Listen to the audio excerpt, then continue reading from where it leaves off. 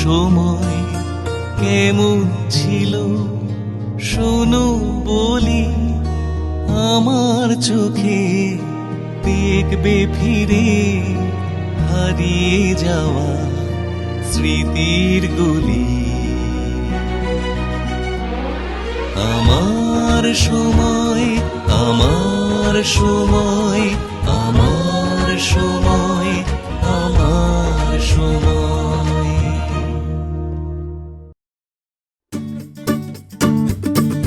মাঠকে ঘিরেই জীবন ছিল তার। রানিং ট্র্যাকের ঘাস চিরে ছুটে চলতেন হরিণীর মতো। আরও বহু ভারতীয় ক্রীড়াবিদের মতো তাঁরও শুরুটা প্রান্তিক পরিসর থেকে। দক্ষিণ বারাসাতের গ্রামীণ জীবন। দৌড়ের টানে কিশোরী মেয়েটা বাড়ির সদস্যদের লুকিয়েই চলে যেত স্পোর্টসের মাঠে। তারপর চুপি সারে বাড়িতে ঢুকে ঝুলি ভর্তি পুরস্কার একপাশে রেখেই পড়তে বসে যেত লক্ষ্মী মেয়ের মতো। 1974 সালে রাজস্থানের উদয়পুরে ক্রস কান্ট্রি চ্যাম্পিয়নশিপ দিয়ে যাত্রাপথের শুরু। তারপরেও প্রায় এক দশক নানাবিধ রাজ্যস্তর, জাতীয় স্তর এবং আন্তর্জাতিক প্রতিযোগিতায় পরপর বিজয়ীর শিরোপা নিয়ে ফিরেছেন তিনি। গড়েছেন একাধিক নজির। দৌড়ের মাঠ যেমন তাকে দিয়েছে অঢেল, মাঠের বাইরের অন্ধকার পরিমণ্ডল কেড়েও নিয়েছে অনেক কিছু। মাঠ ছেড়েছেন 40 বছরেরও বেশি আগে, খেলোয়াড়ি হিসেবে বেশ কম বয়সেই। পরবর্তী সময়টা চাকরি সংসারময় আটপৌরে জীবন। মাঠে ফিরেছেন কদাচিৎ। অনিমা ব্রহ্ম এ নামটা হঠাৎ শুনলে সেভাবে হয়তো চিনবেনও না এ প্রজন্মের মানুষ। তবু বিস্মৃতির দেওয়ালটা সরিয়ে আরও গভীরে ডুব দিলে অনুসন্ধিৎসু গবেষক ঠিকই খুঁজে পাবেন টুকরো টাকরা খবর।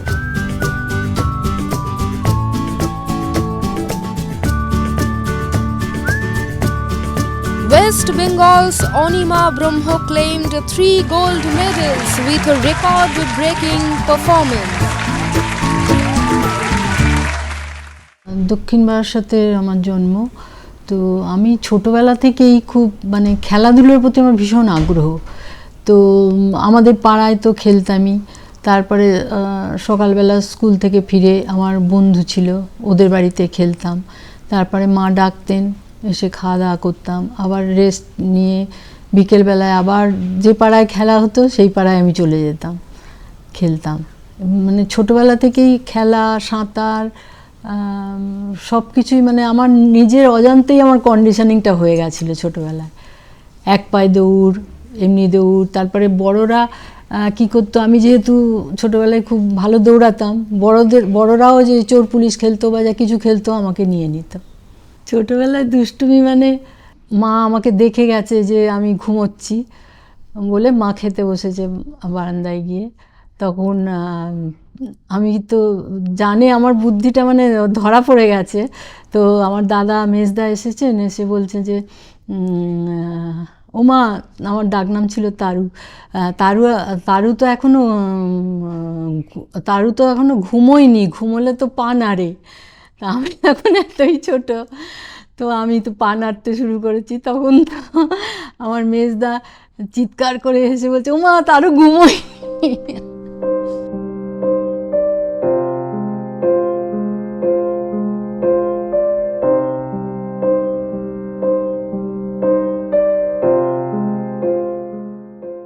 আমাদের বাড়ির ঠিক পেছনে আমাদের পুকুর ছিল। তো ওইখানে ওই পুঁটি মাছ, তারপরে পোনা মাছ, সব খুব মাছ ছিল, চিংড়ি ছিল।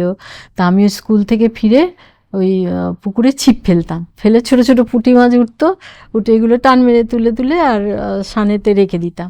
আর একদিন হচ্ছে কি, ওই মাছ ধরতে গিয়ে বড়শিটা এসে হাতে ফুটে গেছিলো। কাউকে কিচ্ছু বলিনি, বললেই তো বকবে বাড়িতে। তা সেই বড়শির ছিপটা, শুদ্ধ বড়শি নিয়ে আমাদের ওখানে এক বয়স্ক ডাক্তার ছিলেন, রায়কিশোরী ডাক্তারবাবু, ওনার কাছে গেছি। গিয়ে বলছি, ডাক্তারবাবু, ওনার হাতে ছিপ পড়ে গেছে, শিগগির বার করে দিন। বলে, কী করেছিস? বস বস বলে বসে উনি কাজটা ছেড়ে এসে আমার হাতটা পুরো আঙুলে এখানটা চালা করে ছিপটা বার করে ভালো করে ব্যান্ডেজ ব্যান্ডেজ করে দিলেন। তো আমি একটু শুধু বলেছিলাম, আর কাঁদিনি। দক্ষিণ বারাসাতের গ্রামীণ পরিবেশেই অনিমা খুঁজে পেয়েছিলেন দৌড়ের গতি। তবে স্বাভাবিকভাবেই খুব সহজ ছিল না সে দৌড়কে অনেক দূর নিয়ে যাওয়া। গ্রামে তো মানে আমি যে দৌড়বো মানে সবাই তাকিয়ে থাকতো, আর গ্রামের একটা ধারণা ছিল যে মেয়েরা দৌড়লে মেয়েদের বিয়ে হবে না, বাচ্চা কাচ্চা হবে না, এসব খুব একটা ছিল। তারপরে আমি বহুদিন মানে শর্ট পরে ওই দক্ষিণ বারাসাতে প্র্যাকটিস করিনি, আমার নিজেরও একটু লাগতো। আর তারপরে আস্তে আস্তে আবার ওটা হ্যাবিচুয়েটেড হয়ে গেলাম। আর এমনিতে তো এমনি যে টিটকারি করেই, সব কিছু সহ্য করে মানে আমাকে কিছুতেই আটকাতে পারতো না। প্রথমে তো ওখানে দৌড়াতাম, ওই ডিস্ট্রিক্টে দৌড়াতাম, তো ওখানে তো আর প্র্যাকটিস হতো না। ওই স্কুলের ছুটি থাকতো যখন, তখন ওই সপ্তাহখানেক মতো প্র্যাকটিস হতো, হয়ে নরেন্দ্রপুরে নিয়ে যেত না আমাদের ডিস্ট্রিক্ট স্পোর্টসে, তো সেখানে প্লেস করতাম। তারপরে দেখতাম যে একবার গোচরণ ব্যায়াম সমিতিতে গেলাম, গিয়ে ওখানে দেখলাম 3-4টেতে আমি প্রাইজ পেলাম। তারপরে আমার যিনি প্রথম আমাকে মাঠে নিয়ে আসেন, ওনাকে পাঁচুগুর বলে এক ভদ্রলোক ছিলেন, তিনি তখন ইস্টার্ন রেলে কাজ করেন। আমার যে প্রথম কোচ শ্রী উৎপল মুখোপাধ্যায়, ওনাকে বললেন দাদা ওকে রবীন্দ্র সরোবর স্টেডিয়ামে সুজিত সিনহার কাছে নিয়ে যান, ওনার চোখে যদি একবার পড়ে যায় তো আর দেখতে হবে না। তা আমার মাথায় সেই ওইটা ঘুরছে যে আমি কি করে ভালো দৌড়বো, কিন্তু কিছুতেই তো সুযোগ করতে পারছি না। তারপরে আমি এতে গেলাম, আমার উৎপল মুখোপাধ্যায়কে বললাম, উনি আমাদের মাঠে নিয়ে আসতেন, তো বললাম যে আমি এরকম যাব রবীন্দ্র সরোবর স্টেডিয়ামে প্র্যাকটিস করতে, ভালো প্র্যাকটিস করার জন্য। তা উনি বললেন দেখো মোল্লার দৌড় মসজিদ পর্যন্ত, তোমাকে আমি বড়জোর 24 পরগনা বা ডিস্ট্রিক্টে এইটা নিয়ে যেতে পারি, বা আশেপাশে কোনো স্পোর্টস হলে নিয়ে যেতে পারি, কিন্তু কলকাতা আমি নিয়ে যেতে পারবো না।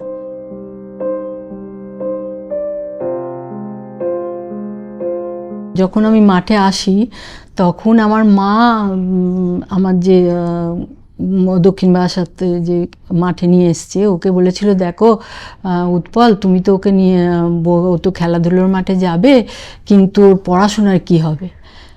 তো বলছে ঠিক আছে, ওর পড়াশোনার যদি অসুবিধা হয় আমি দেখে দেব। তা আমার দাদাই তখন পড়াশোনা আমার দেখতেন, বড়দা। নরেন্দ্রপুর দৌড়তে গেছি, গিয়ে খুব মন খারাপ করে বসে আছি, সেবারে আমার পায়ে লেগেছিল, ওই একজন ডিসকাস ছুঁড়েছিল, আমার পায়ে লেগে খুব ব্যথা। তো লং জাম্পে প্লেস করলাম, আর 100-এ প্লেস করতে পারলাম না। তো আমার খুব মন খারাপ হয়ে গ্যালারিতে বসে আছি। তখন আমাদের ডিবিএসসি ক্লাবের একটি ছেলে ওখানে প্র্যাকটিস করতো, সে বলছে কেন এত মন খারাপ করছো কেন, আমি তো এটিসিতে প্র্যাকটিস করি। বলছি তুমি এটিসিতে প্র্যাকটিস করো, আমাকে তাহলে নিয়ে যাবে? তা ও তো বললো হ্যাঁ নিয়ে যাবো, মার্চ মাসে খোলে, রোববার করে ট্রেনিং হয়, নিয়ে যাব। তখন তো আমি লাফাতে লাফাতে বাড়িতে এলাম, এসে দাদাদের বললাম, দাদারা তো কিছুতেই রাজি হয় না, কি করি? তখন আমি আমার বন্ধু স্কুলে যারা পড়তো আমার সাথে, ওদের কয়েকজনকে জোগাড় করলাম।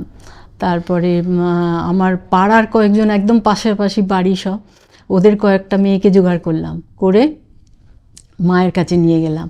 তখন মাকে বলছি মা দেখো এরা আমার সঙ্গে যাবে। তখন মা ওদের জিজ্ঞেস করলো সত্যি তোরা ওর সঙ্গে যাবি? বলছে হ্যাঁ। তো ওদেরকে নিয়ে তখন মা রাজি হলো, তারপরে এটিসিতে ভর্তি হলাম। কিশোরী জীবনের অন্যতম মোড় ঘোরানো ঘটনা ছিল 1973 সালের ডিসেম্বর মাসে নরেন্দ্রপুরের মাঠে 24 পরগনা জেলা স্পোর্টসে অংশগ্রহণ। জেলা স্পোর্টসে মানে আমাদের তো সেরকম প্র্যাকটিস কিছু হতো না। ওই স্কুল যখন অ্যানুয়াল পরীক্ষার পরে ডিসেম্বর মাসে ছুটি থাকতো, তখন ওই 1 সপ্তাহ বড় জোর ওই এমনি কোনো পিটিটিও কিছু করানো হতো না, এমনি দাঁড় করিয়ে দিয়ে দৌড় করানো। তখন তো কোনো সায়েন্টিফিক ট্রেনিংয়ের আওতায় আসেনি। তারপরে আমি যখন এটিসির খবর পেলাম, এটিসিতে যখন ভর্তি হলাম, তখন থেকে আমার মানে সায়েন্টিফিক ট্রেনিংটা শুরু হলো। আমরা জানতামই না যে দৌড়ানোর আগে জগিং করে নিতে হয়, পিটি করতে হয়। মানে আমরা 2 ল্যাব মতো 400 ট্র্যাক ছিল, প্রথমে জগিং করতাম, করে এসে বিভিন্ন রকমের পিটি করতাম। সেগুলো একজন আমাদের প্রথম প্রথম দেখিয়ে দিতেন, সেগুলো আমরা সারা সপ্তাহ বাড়ি গিয়ে অভ্যাস করতাম, প্র্যাকটিস করে। তারপরে যে দৌড়ানোর আগে উইন্ড স্প্রিন্ট করে নিতে হয়, তারপরে স্ট্রেচিং এক্সারসাইজ করতে হয়, করে তারপরে যে মূল দৌড় যেগুলো প্র্যাকটিস করব, মানে 150 মিটার কি 200 মিটার 300 মিটার এগুলো প্র্যাকটিস করব, করে কিছুক্ষণ রেস্ট নিয়ে আবার আর একটা প্র্যাকটিস করতাম। অনেক কিছু প্র্যাকটিস ওখানে আমাদের করাতেন। আর খুব সহজেই আমি মানে কোচের চোখে পড়ে যাই। যখনই আমি দৌড়াতাম, আমি হয়তো খেয়াল করিনি, কিন্তু উনি লক্ষ্য করতেন। আমরা প্রায় 300-350 মতো ছেলে মেয়ে রবীন্দ্র সরোবর স্টেডিয়ামে অ্যাথলেটিক ট্রেনিং সেন্টারের আন্ডারে, ওনার আন্ডারে করতাম। আরও অনেক কোচ ছিলেন, উনি চিফ কোচ ছিলেন। বিজ্ঞানসম্মত প্রশিক্ষণের খুঁটিনাটি ধীরে ধীরে বদল আনল অনিমার খেলোয়াড়ি সত্তায়। 1974 সালের জুন মাসে জীবনের প্রথম বড় প্রতিযোগিতা উদয়পুরে ইন্টার রেলওয়ে ক্রস কান্ট্রি চ্যাম্পিয়নশিপে ইস্টার্ন রেলওয়ের হয়ে প্রথম হলেন তিনি। উদয়পুরের অভিজ্ঞতাটা, তখন তো ট্রেনে করে যেতে হতো উদয়পুর। প্রায় ওটা ওই আমাদের ওটা রেলেরই মিট ছিল। তো ক্রস কান্ট্রি রবীন্দ্র সরোবর স্টেডিয়ামে 3 কিলোমিটার ক্রস কান্ট্রি আমাদের সুজিতা বললো একদিন করাতে, মানে 7 জন মেয়েকে নিয়ে, রেলের টিমটাকে নিয়ে। আমি 6 জনের মধ্যে এলাম। 7 জনকে নিয়ে যায়, একজনকে রিজার্ভে রাখে। তো সেইটা আমি ওইখান থেকে সিলেকশান পেলাম, পেয়ে রাজস্থানে ছিল ওটা, রাজস্থানের উদয়পুরে ছিল ওই ক্রস কান্ট্রিটা। তারপরে রাজস্থানের উদয়পুরে গিয়ে তো আমি ক্রস কান্ট্রি করলাম, করব তা করে। তখন তো আমি মোটামুটি ভালো দৌড়াচ্ছি। তো তখন আমাকে সুজিতদা বলছে, এরপরে গিয়ে তোমাকে কিন্তু সিনিয়রে কলকাতা মাঠে লড়তে হবে।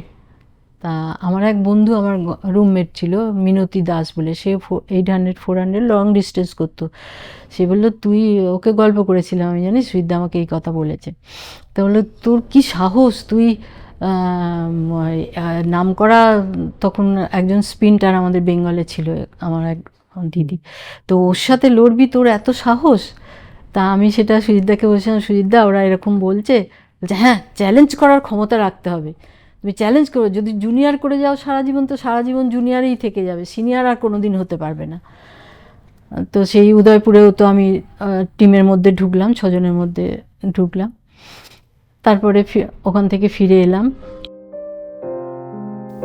সেই বছরেই, অর্থাৎ 1974 সালের নভেম্বরে কাঁচলাপাড়ায় ইস্টার্ন রেলওয়ে অ্যাথলেটিক্স চ্যাম্পিয়নশিপে 400 মিটার দৌড়ে রেকর্ড সৃষ্টি করে প্রথম হলেন। ঠিক পরের মাসেই আবারও এক নজির, রবীন্দ্র সরোবর স্টেডিয়ামে স্টেট অ্যাথলেটিক মিটে 100 মিটার ও 200 মিটার দৌড়ের প্রতিযোগিতায় রেকর্ড টাইম করলেন তিনি। আমি তখন তো স্টেট মিট করতে এসেছি। তো স্টেট মিট করতে এসে আমি গ্যালারিতে চুপচাপ বসে আছি। আমার সেরকম তো ট্র্যাকস্যুট কিছুই ছিল না, একটা রানিং শু হাতে নিয়ে বসেছিলাম। তো 24 পরগনার একজন কর্মকর্তা আমার পাশে এসে বসেছিলেন। উনি এসে বললেন যে, তুমি এখানে কি করতে এসছো? তা আমি বললাম, 100-200 দৌড়াবো আন্ডার 16-এ। তো উনি বললেন, হ্যাঁ ভুল কিরকিট খেলতে এসেছে। আমার তখন মনে খুব লাগলো, তো আমি কিছু বলিনি, চুপচাপ বসেছিলাম।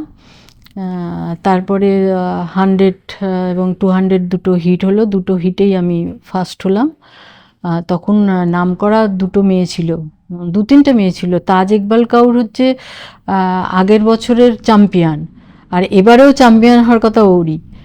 তো যাই হোক, 100 প্রথম দিন 100 হলো, 100-এ আমি তাজ ইকবালকে মারলাম, মেরে ফার্স্ট হলাম। আর রেকর্ড হলো 13.2 রেকর্ড হলো। আর পরের দিন 200 মিটার্স ছিল, তো 200 মিটার্স দৌড়ালাম, দৌড়ে 200-এও আমি ফার্স্ট হলাম।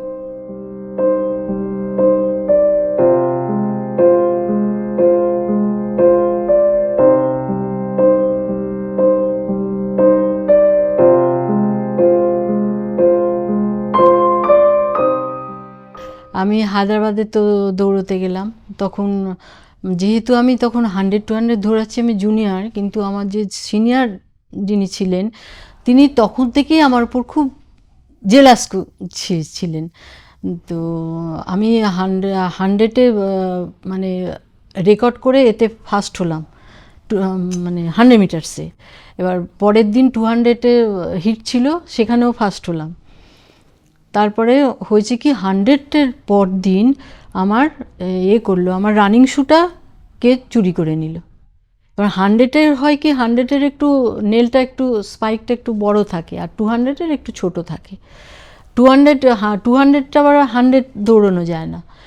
তা সেই 100-এ তো আমি কি করব, ওই ছোট এটার নেলটা পরেই দৌড়ালাম, দৌড়ে সেকেন্ড হয়ে গেলাম। আমি ওইটা করলে আমার রেকর্ডটা হয়ে যেত, কিন্তু করতে পারলাম না। আর 200-এ দৌড়ালাম, পরের দিন 200 ছিল। তো 200-এ আমি তখন তো একদম মানে অত কিছু অভ্যেস তো আমার ছিল না জুনিয়রে। এটা পকেটের মধ্যে রেখেছিলাম বা কোথায় ছিল নাম্বারটা, তো পিনটা পড়ে গেছিলো কোথাও। তখন আমার কাছে পিন ছিল না। তখন মলিন কেয়ার্স বলে একটি মহারাষ্ট্রের মেয়ে, তো সে আমাকে বললো, দেয় না আমি পিন দিচ্ছি তোমাকে, বলে সে আমাকে পিনটা দিল। দিয়ে আমি লাগালাম, লাগিয়ে 200 দৌড়ালাম। 200-এ ও আর আমি একদম মানে গায়ে গায়ে ফিনিশ করলাম। ও ফার্স্ট হয়ে গেল, ফ্র্যাকশন সেকেন্ডের জন্য আমি সেকেন্ড হলাম। কিন্তু আমি তাই ভাবছিলাম যে বাইরের মেয়েটি, সে আমাকে কতখানি হেল্প করলো। আমার কাছে পিন ছিল না, পিন দিয়ে দিল। কিন্তু আমার যারা সিনিয়র, বেঙ্গলের একই ক্যাম্পের মেয়ে আমরা, তারা আমার সাথে বিরোধিতা করে গেল। হায়দ্রাবাদে আয়োজিত all India inter state athletic championship এবং ইম্ফলে আয়োজিত ন্যাশনাল স্কুল গেমস দিয়ে শেষ হয়েছিল তার পেশাদার খেলোয়াড়ি জীবনের প্রথম মরশুম। তার কিছু পরেই মর্মান্তিক দুর্ঘটনায় অনিমা হারালেন তার বর্তা অমরেন্দ্রনাথ ব্রহ্মকে। ওই সময়টা আমি খুব আপসেট হয়ে গেছিলাম। দাদা, মানে আমার বাড়িতে দাদা আমাকে খুব মানে ভালোবাসতেন, এবং আমি একটু রাগ করলে বলতেন যে তুই ভীষণ সেন্টিমেন্টাল, এত সেন্টিমেন্টাল হলে চলবে। তো পড়াশোনা দেখতেন, ভীষণ ভালোবাসতেন আমাকে দাদা। তো দাদা চলে যাওয়াতে আমি মানে খুব আপসেট হয়ে গেছিলাম। তারপরে আস্তে আস্তে একদিন প্র্যাকটিসে সবে, সেদিন আসছি প্রথম বিকেলবেলা, সেদিন মাঠে আসছি প্র্যাকটিস করব বলে, স্যান্ড ট্রেনিং করব বলে স্যান্ড ব্যাগ হাতে নিয়ে আসছি। তখন দেখলাম হঠাৎ আমার কোচ সুজিত সিনহা ঢুকছেন ওই আমাদের রাস্তার গলিতে। তাহলে কী রে, কোথায় যাচ্ছিস? আমি প্র্যাকটিস করতে। তা উনি তো নিয়ে এলেন। এসে উনি মানে মুখে কিছু বলেননি, কিন্তু মানে খুব সান্ত্বনা করে, কি আছে, আমরা তো আছি, প্র্যাকটিস কর, এই কর। তো খুব আমাকে করেছিলেন। আর মা তো খুবই কষ্ট পেয়েছিলেন। ব্যক্তিগত শোক সামলেই আবারও ফিরেছিলেন মাঠের লড়াইয়ে। 1975-76 মরশুমের অন্যতম গুরুত্বপূর্ণ অর্জন ছিল রাজস্থানের আজমিরে অল ইন্ডিয়া ওপেন অ্যাথলেটিক চ্যাম্পিয়নশিপে খেতাব জয়। মানে তখনই সবে মাত্র ওখান থেকে ডিভিশন মিট করে অল ইন্ডিয়া করতে গেলাম। অল ইন্ডিয়া করে ওখান থেকে আমি প্লেস করলাম। আমাদের ওখানে ছিল, ওখানে থেকে ডাইরেক্ট ওপেন মিটে, ওখানে যারা প্লেস করবে, ফার্স্ট সেকেন্ড হবে, তারা ওপেন মিটে চান্স পাবে ওপেন ন্যাশনালে। তো সেই বছর আমিও সেকেন্ড হলাম, হয়ে ওপেন ন্যাশনালে আমাকে নিয়ে গেল।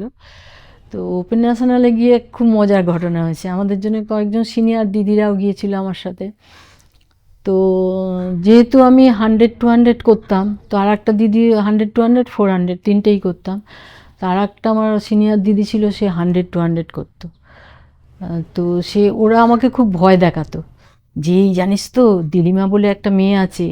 তারপরে গীতাশ্রী তো খুব নাম করা, ইন্টারেলেও ফার্স্ট হয়েছে, আমি সেকেন্ড হয়েছি। তো গীতাশ্রীর সঙ্গে আমার চেনা, খুব আমার বন্ধুর মতো, ওর সাথে আমার ছবি তোলাও আছে। তা আমি তো জানতাম যে গীতাশ্রী ঠিক আছে, আমি দূরত্বটা কমানোর চেষ্টা করবো গীতাশ্রীর থেকে। গীতাশ্রী তখন এশিয়ান চ্যাম্পিয়ন, ওর বিশাল নাম। আর দিলিমা বলে আর একটা মেয়ে খুব ভালো উঠেছিল, ওকে দিয়ে আমাদের সব, আমার যারা সিনিয়র, তারা আমাকে খুব ভয় দেখাচ্ছিল। তখন আমি ভাবলাম যে ঠিক আছে, দিলিমাকে আমি চিনব। তখন আমাদের 400 মিটার হিট হয়েছিল প্রথম দিনে, আজমিরে হয়েছিল এটা। হিটেতে দিলিমা আমার একই হিটে পড়েছিল, কারণ আমাদের তো দুজনে রেল থেকে দুজন, তো গীতাশ্রী একটা হিটে পড়েছে, আমি একটা হিটে পড়েছি। তা ফার্স্ট হিটে দিলিমাই আমার হিটে পড়ে। তখন আমি ভাবছি যে ঠিক আছে, দেখি দেখি ওর সাথে কীরকম আমার ডিস্টেন্স হয় বলে হিটে তো আমি দৌড়ালাম। দৌড়ে যখন লাস্ট স্টেটে দৌড়াচ্ছি তখন দেখলাম ও একটু পিছিয়ে পড়েছে। তখন আমি রিল্যাক্স করে, মানে পরের দিনই তো ফাইনাল ছিল, রিল্যাক্স করে গিয়ে 400 হিটে ফার্স্ট হলাম। তারপরের দিন ছিল আমাদের 400 মিটার ফাইনাল। তো ফাইনালে আমার একটু কনফিডেন্স হলো যে ওকে আমি হিটে যখন মারতে পেরেছি তাহলে ফাইনালে নিশ্চয়ই মারতে পারবো। তো দৌড় শুরু হলো, দৌড়চ্ছি, ওকে 300 বেন্ডের কাছে গিয়ে মেরে দিয়েছি। গীতা আমার থেকে একটু আগিয়ে ছিল। তো গীতাযশী তো যাচ্ছে, তো আমি গীতাযশীর থেকে চেষ্টা করলাম যে যতটা পারি ডিস্টেন্সটা কমাবো, বলে কমিয়ে ও ফার্স্ট হলো, আমি সেকেন্ড হলাম। এই বড় মিটে প্রথম আমার জেতা। এই মরশুমেই অনিমা আবারও রাজ্য মিটে রেকর্ড করলেন। অংশ নিলেন কেরলের পালাইতে আয়োজিত ইন্টার স্টেট চ্যাম্পিয়নশিপে এবং স্টেট স্কুল গেমসে। পরবর্তী মরশুমে লখনৌ এবং ব্যাঙ্গালোর এই দুটি জায়গাতেই ইন্টার রেলওয়ে ক্রস কান্ট্রি চ্যাম্পিয়নশিপে নজর কাড়লেন তিনি। ডিভিশন মিট করে ইস্টার্ন রেলে করে অল ইন্ডিয়া রেলে চান্স পেলাম। তো অল ইন্ডিয়া রেলে হয়েছিল সেটা ব্যাঙ্গালোরে ওয়েদারটা এত সুন্দর, মানে টিপটিপ করে বৃষ্টি পড়তো, আর মানে স্টেডিয়ামটাও খুব ভালো ছিল, প্র্যাকটিসের জায়গাটাও খুব ভালো ছিল, মানে ওয়েদারটা একেবারে ক্রস কান্ট্রির উপযুক্ত ওয়েদার। জাতীয় স্তরেই হোক বা রাজ্য স্তরে, স্কুল গেমসে বরাবরই ভালো ফলাফল করেছিলেন অনিমা। স্কুল স্তরের এই প্রতিযোগিতার গুরুত্ব নিয়ে তার মুখে উঠে আসে বিশ্লেষণী মতামত। স্কুল গেমসের গুরুত্ব ভীষণ, কারণ ওইখান থেকেই ছেলেমেয়েরা স্কুল গেমস করে, তারপরে ইউনিভার্সিটি করে, তারপরে ন্যাশনাল ওপেন মিড এগুলো করে। স্কুল গেমসের গুরুত্ব ভীষণ ছিল। আমি তো তখন রাজ্য রেকর্ড ছিল আমার 100-200 স্কুল গেমসে, তো কিন্তু জেলা করে আসতে হতো। তা আমাদের স্কুলে সেসব খবর টবরও আসতো না, আমি জানতেই পারতাম না, যেহেতু আমি মানে তখন ইন্ডিয়া লেভেলে মোটামুটি চলে গেছি, মানে রাজ্য লেভেলে। তো আমাকে আগের বারের চান্স দিয়েছে, কিন্তু সেই বছর কি করলো, আমাকে বলছে না তুমি জেলা করে আসুনি, তোমাকে চান্স দেবো না। আমার রেকর্ড, রাজ্য রেকর্ড, আমি দৌড়তে দেবো, আমাকে চান্স দেবেন না?